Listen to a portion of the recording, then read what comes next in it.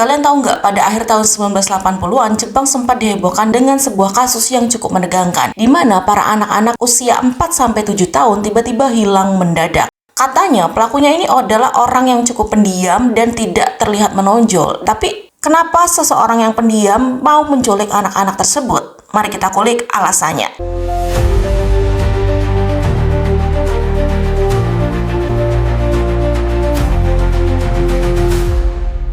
Halo guys, welcome back to my channel. Balik lagi bareng aku Putri Nuari. Makasih buat kalian yang udah mampir, dan jangan lupa subscribe dan nyalakan notifikasinya biar kalian gak ketinggalan cerita-cerita seru dari aku. Hari ini aku bakal bawain sebuah kisah tentang Tsutomu Miyazaki. Dia seorang pria yang lahir pada tanggal 21 Agustus tahun 1962.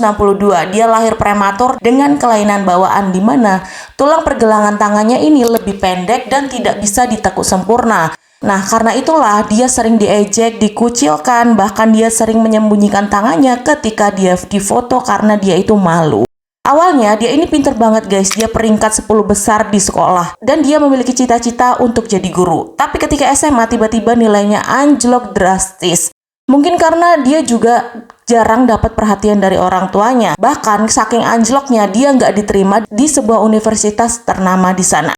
Nah, karena nggak diterima di universitas tersebut, dia akhirnya memutuskan untuk sekolah di universitas lokal di tempatnya saja, di universitas negeri, dan dia mengambil jurusan teknisi fotografi.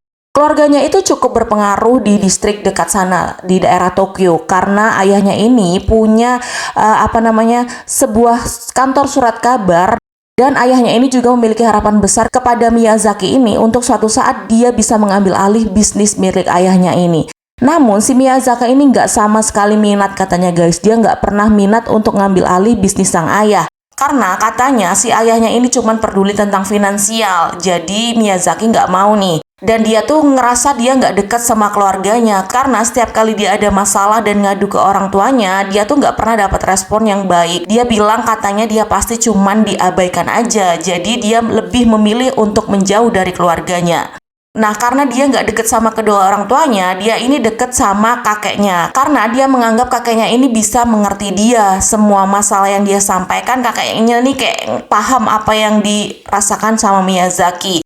Bahkan, dia ini lebih banyak menghabiskan waktu sama kakeknya dibanding kedua orang tuanya. Sampai akhirnya pada tahun 1988, kakeknya ini meninggal. Nah, disitulah Miyazaki tuh ngerasa kayak separuh hidupnya tuh hilang. Dia ngerasa kayak udah nggak ada orang lagi yang bisa dia percaya ataupun bisa dia ajak cerita. Dan disinilah kayaknya yang menjadi titik balik si Miyazaki ini menjadi seorang pembunuh anak-anak. Setelah kakeknya meninggal, disinilah keluarga Miyazaki ini memperhatikan ada yang lain dari si Miyazaki ini. Gelagatnya tuh agak berbeda dari biasanya, dimana katanya si Miyazaki ini mulai berani ngintip adiknya ketika mandi. Terus kalau dia ditegur sama ibunya, dia bahkan gak segan-segan buat nyerang si ibunya ini. Jadi dia kalau ditegur tuh jadi ngamuk gitu guys. Bahkan pada sebuah kesempatan dia juga bilang ke keluarganya kalau dia sempat memakan beberapa bagian abu kremasi dari si kakeknya ini. Karena katanya supaya dia bisa terus merasa dekat dengan si kakek. Jadi dia memilih untuk memakan beberapa abu kremasi milik si kakek. Kalau dipikir-pikir agak aneh nggak sih guys? Emang aneh sih kalau menurut orang normal kan? Nah, sejak saat itu Miyazaki ini jadi pendiam. Dia menarik diri dari lingkungannya. Lebih pendiam lah dari biasanya. Sampai akhirnya pada tanggal 22 Agustus tahun 1988, sehari setelah ulang tahunnya yang ke-26, si Miyazaki ini mencari korban pertamanya. Nah, pada tanggal 22 Agustus ini, dia melihat seorang anak kecil berusia 4 tahunan bernama Marikono sedang berjalan. Terus dia pura-pura ngedekati si Marikono ini. Terus tiba-tiba dia ngajak si Marikono ini untuk masuk ke dalam mobilnya. Si Marikono ini karena cuma anak-anak diiming-iming, ya udahlah, jadi dia ikut aja kan. Setelah masuk ke dalam mobilnya, si Miyazaki ini langsung membawa Marikono ke daerah hutan di Tokyo guys. Terus dia parkir di bawah jembatan biar nggak ada yang tahu katanya. Nah, di sana mereka itu sempat diam selama 30 menit. Setelah 30 menit ia menunggu, disitulah dia menghabisi si Marikono dengan cara mencekiknya. Karena Marikono ini masih anak-anak, jadi dia nggak bisa ngelawan sama sekali. Dan akhirnya si Marikono ini meninggal di situ guys. Apakah cuman sampai dia membunuh si Marikono? enggak guys. Setelah dia membunuh si Marikono ini, jenazah Marikono ini ditelanjangi, diperkosa. Dia ambil fotonya ketika jenazah Marikono ini dalam keadaan telanjang. Terus setelah itu dia pulang membawa baju si Marikono ini yang katanya buat kenang-kenangan. Terus jenazahnya dia taruh mana? Jenazahnya dia biarkan di hutan itu aja guys. Dia biarkan di hutan terus dia pulang gitu aja. Selama beberapa minggu dia membiarkan jenazah Marikono ini membusuk di hutan, dan adalah beberapa kali dia ngecek jenazahnya itu sampai akhirnya ada di titik dimana dia memotong tubuh-tubuh jenazah si Marikono ini guys. Ia memotong bagian tangan dan kakinya lalu dia bawa pulang dan dia simpan di rumahnya di dalam lemari. Terus apa yang ia lakukan setelah itu? Setelah dia menyimpan potongan tangan dan kakinya, si Miyazaki ini langsung menghubungi keluarga korban. Untuk apa? Katanya ini untuk melakukan teror ataupun tekanan psikologis untuk keluarga si Marikono ini. Nah, apa yang dia katakan ketika dia menelpon keluarga Marikono? Dia nggak ngomong apa-apa guys. Ketika dia telepon terus diangkat, dia cuman menghela nafas panjang kayak gitu aja. Dia ngasih kode, tapi dia nggak pernah ngomong apa-apa. Tapi ketika telepon si Miyazaki ini nggak diangkat sama keluarga Marikono, maka dia akan berkali-kali berulang kali menelpon sampai diangkat. Tapi pas diangkat dia nggak ngomong. Dia cuman menghela nafas berat aja terus dimatiin gitu aja. Terus apakah sampai di situ? Enggak guys. Jadi setelah dia melakukan teror lewat telepon tanpa suara itu, si Miyazaki ini dengan gilanya dia mengirimkan sebuah kotak ke keluarga si Marikono ini. Dan kalian tahu isi kotak tersebut apa? Kotak tersebut berisi beberapa bagian abu kremasi jenazah Marikono yang sudah dia bakar. Terus ada juga gigi, ada juga foto, dan dia masukkan juga baju Marikono yang terakhir kali dia dipakai. Selain itu dia juga memberikan sebuah catatan singkat di sana yang isinya adalah mari dikremasi, tulang, selidiki, buktikan.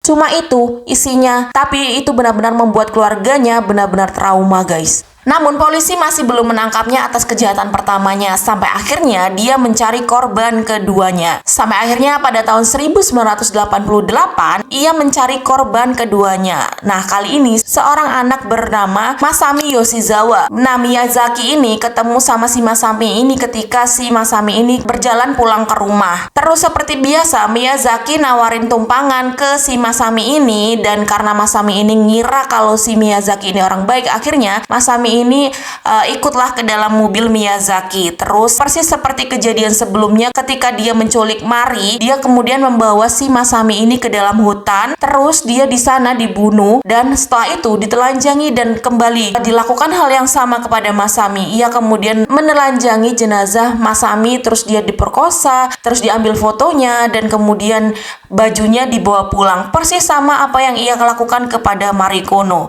Nah, setelah kejadian kedua itu, para orang tua mulai panik nih karena mereka merasa bahwa daerah tempat mereka tinggal ini sudah nggak aman. Mereka khawatir anak-anak mereka ikut menjadi korban. Bahkan mereka memberi julukan kepada si pelaku ataupun kepada Miyazaki ini, yaitu pembunuh otaku atau pembunuh gadis kecil. Sampai akhirnya mereka kembali dikembarkan pada Desember tahun 1988, hanya selang 2 bulan setelah kejadian korban keduanya. Dan kali ini kejadiannya lebih menyeramkan karena yang hilang 2 anak sekaligus. Anak yang pertama ataupun korban ketiganya bernama Erika Namba. Nah, Erika Namba ini berumur 4 tahun. Kejadiannya sama dengan Masami. Ia diculik ketika dia jalan akan pulang. Tapi kali ini si Erika sempat menolak sampai akhirnya si Miyazaki ini memaksanya masuk ke dalam mobilnya. Namun kali ini perlakuannya berbeda dengan korban sebelumnya, di mana si Erika Namba ini dibunuh di dalam mobil itu. Kemudian dia melepaskan baju si Erika Namba ini dan mengikat tangan dan kakinya menggunakan tali, lalu mayatnya ia masukkan ke bagasi mobilnya. Kemudian setelah itu ia membuang mayat si Erika Namba ini ke parkiran umum. Kali ini dia tidak membuangnya di hutan tapi ke parkiran umum guys. Lalu pakaiannya apakah dibawa pulang lagi? Enggak, untuk kali ini pakaiannya dia buang ke semak-semak. Nah, seperti keluarga si Marikono, keluarga Erika Namba kali ini juga mendapatkan sebuah kiriman dari si Miyazaki. Isinya ini sebuah tulisan, tapi tulisannya itu diambil dari beberapa potong majalah yang isinya itu Erika, flu, batuk, tenggorokan, istirahat, dan kematian. Nah, untuk korban keempatnya siapa? Korban keempatnya adalah seorang anak berusia 5 tahun bernama Ayako Namoto. Kali ini dia menggunakan operasi yang berbeda. Ia tidak membawanya ketika di jalan pulang. Ia menemui si Ayako ini dan berpura-pura ingin memotretnya, tapi kemudian ia membunuhnya. Dan kemudian jenazahnya ia bawa pulang ke rumah. Kali ini berbeda, ia tidak membuangnya di hutan, tidak membuangnya di parkiran umum, tapi ia menyimpan jenazah tersebut di dalam rumahnya. Dan ia menghabiskan waktu selama 2 hari untuk melecehkan jenazah anak tersebut. Selama 2 hari di rumahnya, Miyazaki ini melakukan berbagai macam pelecehan seksual kepada jenazah si Ayako ini, seperti memotretnya secara telanjang, memperkosanya, melakukan masturbasi, sampai akhirnya yang terakhir dia memutilasi tubuh si Ayako ini. Dan yang lebih parah, kalian tahu guys, ia meminum darah si Ayako ini. Bahkan gak sampai di situ, selain meminum darahnya, si Miyazaki ini yang gila ini, dia mengunyah bagian kaki dan tangan si Ayako guys. Dan ketika beberapa hari bagian tubuhnya yang masih tersisa itu mulai membusuk, disitulah dia mulai memotong-motong kembali tubuh si Ayako dan kemudian ia buang ke beberapa tempat umum yang ada di sana, seperti pemakaman, toilet umum, dan hutan yang ada di dekat rumahnya. Tapi setelah beberapa hari ia membuang potongan-potongan tersebut, si Miyazaki ini jadi kepikiran karena dia takut gimana kalau polisi nemuin potongan-potongan tersebut. Jadi akhirnya dia kembali lagi ke tempat dia membuang potongan tubuh tersebut, lalu ia membawanya kembali ke rumah dan menyimpannya di lemari kamarnya. Tapi yang namanya kejahatan dan menyimpan sebuah bangkai itu pasti akan tercium suatu saja guys. Dan ini akhirnya dimana Miyazaki ini berhasil ditangkap ketika dia akan melakukan penculikan kelimanya. Pada bulan Juli tahun 1989, Miyazaki melihat 2 orang kakak beradik perempuan sedang main di halaman. Nah, ketika sang kakak ini sedang masuk ke dalam rumah, disitulah Miyazaki mengincar sang adik. Kemudian Miyazaki menemui sang adik dan merayunya untuk melakukan pemotretan di dalam mobil. Nah, si adik ini yang masih kecil, dia cuma nurut aja dan masuk ke dalam mobil. Nah, untungnya kakak si adik ini ngelihat Miyazaki ini membawa adiknya masuk ke dalam mobil dan refleks si kakaknya ini langsung manggil ayahnya ke dalam rumah. Ayahnya langsung keluar dan mendatangi mobil Miyazaki. Ia meminta Miyazaki untuk mengeluarkan anaknya dari dalam mobil tersebut. Terus karena panik, akhirnya si Miyazaki ini melarikan diri, tapi dia melarikan dirinya nggak bawa mobilnya. Dia melarikan diri dengan cara berlari. Tapi setelah beberapa saat kemudian, ternyata si Miyazaki ini kembali lagi ke rumah tersebut untuk mengambil mobilnya. Nah, disitulah polisi yang datang karena ditelepon oleh ayah si anak tersebut langsung menyergap Miyazaki ketika dia akan mengambil mobilnya tersebut. Nah, setelah penangkapan tersebut, polisi langsung menggeledah mobil dan juga apartemennya. Dan di sana polisi menemukan beberapa bukti yang benar-benar sangat mengerikan. Di apartemennya, polisi menemukan ada lebih dari 5.000 kaset video, di mana beberapa di antaranya itu berisi film anime dan film slasher, di mana slasher ini film yang bergenre horor yang menampilkan pembunuhan secara psikopat yang menunjukkan cara bagaimana mereka memburu dan menghabisi para korbannya. Bahkan selain video film anime dan film slasher tersebut, polisi juga menemukan ada beberapa video itu miliknya sendiri, milik si Miyazaki ini yang ia buat dan ia rekam ketika ia menyiksa mayat-mayat yang sudah ia bunuh tersebut guys. Selain itu, mereka juga menemukan beberapa foto-foto korban, potongan pakaian korban, dan mereka juga menemukan korban keempat si Miyazaki ini yang disimpan di dalam lemari kamarnya yang sudah tidak ada tangan dan kakinya. Karena memang korban yang keempat ini kan tangan dan kakinya dimakan sama si Miyazaki ini guys. Nah, akhirnya Miyazaki ditangkap dan dilakukan persidangan. Namun selama persidangan itu, kalian tahu nggak, si Miyazaki ini nggak menunjukkan penyesalan sama sekali. Bahkan wartawan pun heran, ada manusia kayak gitu. Ia udah ngelakuin kesalahan yang fatal, yang berat. Dia melakukan sebuah pembunuhan, bahkan nggak cuma 1, ada 4 korbannya. Tapi dia nggak pernah menunjukkan rasa bersalah, menyesal, ataupun pokoknya dia benar-benar flat guys, benar-benar kayak psikopat. Dan gongnya lagi, ketika di pengadilan dia ini bilang kalau dia melakukan itu semua atas dorongan sebuah makhluk yang ada dalam dirinya yang dia sebut sebagai manusia tikus.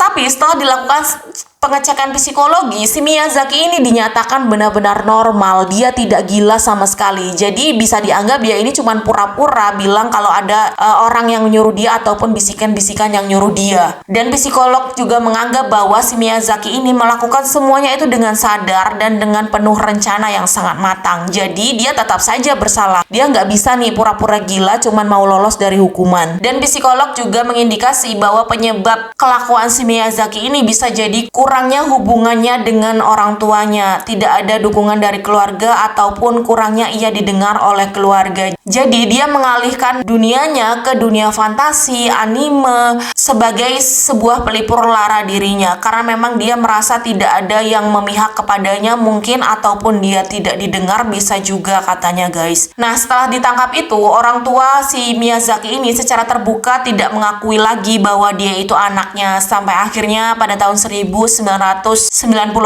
ayah si Miyazaki ini melakukan bunuh diri karena dia merasa malu dengan kelakuan anaknya sendiri. Dan akhirnya setelah proses hukum selama 7 tahun persidangan menjatuhkan hukuman mati kepada Miyazaki. Ia sempat mengajukan banding beberapa kali namun sayang bandingnya tersebut ditolak semuanya. Sampai akhirnya pada tanggal 17 Juni tahun 2008 Miyazaki dieksekusi dengan cara digantung. Kasus ini sempat membuat beberapa dampak negatif di Jepang di mana ada anggapan bahwa orang-orang yang suka anime ataupun suka film slasher bisa jadi mereka adalah calon-calon pelaku pembunuhan dan cukup lama untuk menyingkirkan stigma itu dari masyarakat Jepang. Namun akhirnya sekarang semua sudah sadar bahwa orang-orang yang menyukai anime ataupun film slasher nggak selamanya mereka akan menjadi seorang pembunuh. Dan dari sini mungkin kita bisa belajar ya guys bahwa kesepian itu bisa melukai tapi tidak bisa menjadi alasan untuk menyakiti orang lain. Jadi mungkin bisa juga sebagai pengingat bahwa kita setidaknya harus lebih peka dengan orang sekitar kita. Jangan pernah membiarkan orang merasa terasing apalagi karena sikap kita. Ya, selalu pedulilah guys sama orang-orang sekitar setidaknya. Jika tidak bisa berbuat baik, setidaknya jangan menjadi orang jahat.